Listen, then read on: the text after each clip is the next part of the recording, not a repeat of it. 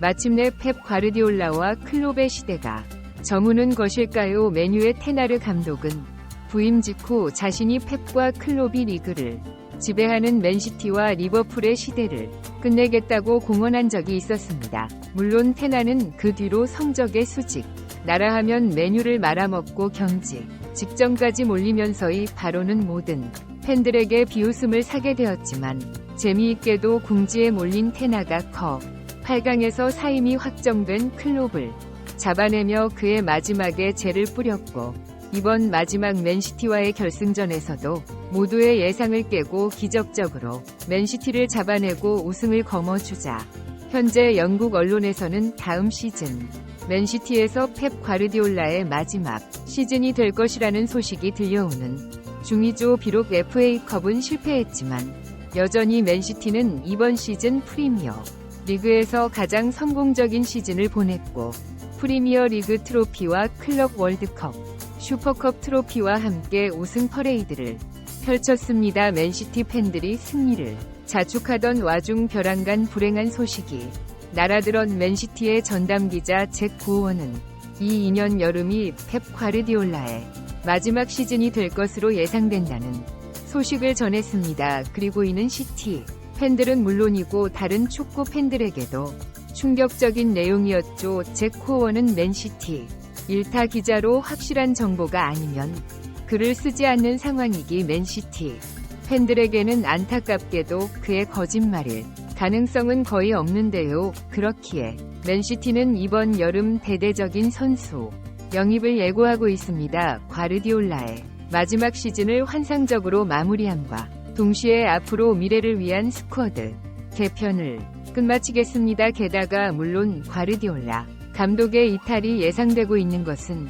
맞으나 아직 확정된 것은 아니고 과거에도 과르디올라는 이미 한 차례 계약 종료 5개월 앞두고 깜짝 재계약을 맺은 적이 있어 아직도 과르디올라의 잔류를 희망하고 있는 맨시티 보드진 입장에서도 과르디올라를 만족시켜 팀의 남기하 위에 유럽 최상위급의 스쿼드를 지원해줄 필요가 있는 것이죠. 맨시티의 전담기자 제고는 현재 맨시티의 최우선 영입 타겟도 명을 공개했습니다. 그 첫 번째는 캐슬의 미드필더 기마랑이 쓰고 두 번째 선수는 토트넘의 손흥민인기 파트너가 최대 급선무이기 때문에 중원을 책임져 줄 수 있는 기마랑과 두 번째로 시급한 포지션인 윙포워드로 바로 손흥민을 선택한 것이죠. 사실 그동안 리그를 지배했던 맨시티의 화려한 스쿼드는 점차 노쇠 되어가고 있습니다. 이번 시즌만 보아도 리그에서 더 에너지 넘치는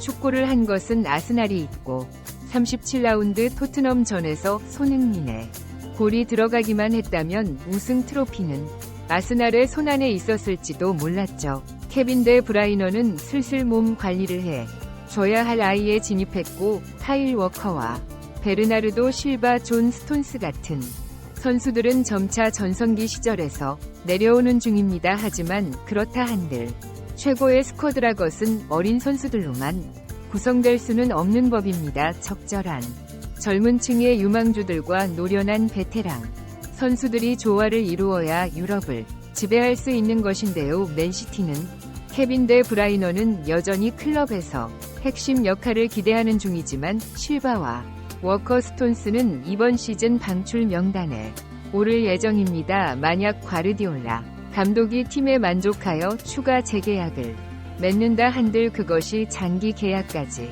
이어질 가능성은 낮고 아마 1년 혹은 2년을 추가해서 2026년 혹은 2027년까지 머무를 가능성이 높은데요. 맨시티 보드진들과 과르디올라 감독은 맨시티에서 마지막을 환상적으로 끝마치기 위해 현재 최고 전성기에 돌입해 있는 선수들을 데려와 라스트 댄스를 목표로 하고 있습니다. 당장 토트넘과 아스날은 2년생 이후 출생 선수들을 영인 명단에 올리고 있지만 맨가 노리는 기마랑 이스는 97년생 한국 나이 28살로 전성기에 돌입해 있는 상태이죠. 손흥민 선수도 여전히 현재의 기량을 앞으로 3년은 유지할 수 있는 선수입니다. 손흥민보다 4살이 더 많은 레반도프스키가 아직도 바르셀로나에서 뛰며 시즌 25골, 머시를 기록하고 있는 것만 보아도 자기 관리 여하에 따라 전성기는 더욱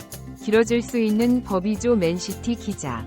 재고원가 이올라 감독이 손흥민을 본인 커리어 최후의 작품으로 만들고 싶다는 의지가 강력하다고 전했습니다.과 올라는 바르셀로나와 뮌헨, 맨시티를 거치며 수많은 스타 플레이어를 탄생시켰죠. 바르셀로나의 전설적인 선수들 이니에스타 사비는 물론이고 리오넬 메시는 말해봐야 입만 아픕니다. 뮌헨에서 필립 람과 레반도프스키를 역대급 선수로 성장시켰고 맨시티에 와서는 케빈 데 브라이너와 홀란드를 키워냈고 재능을 가진 원석들은 과르디올라의 손을 거친 뒤 더 완벽한 작품으로 거듭났고 현재 맨시티와 과르디올라는 손흥민과 김아랑은 데려와 그들과 함께 두 번째 트래블을 노리겠다는 의사입니다. 맨시티가 손흥민을 노리고 나선 것은 하루 이틀 일이 아닙니다. 이미 영국 현지의 수많은 일탁 기자들로 통해 맨시티가 손흥민 영입을 위해 지난 몇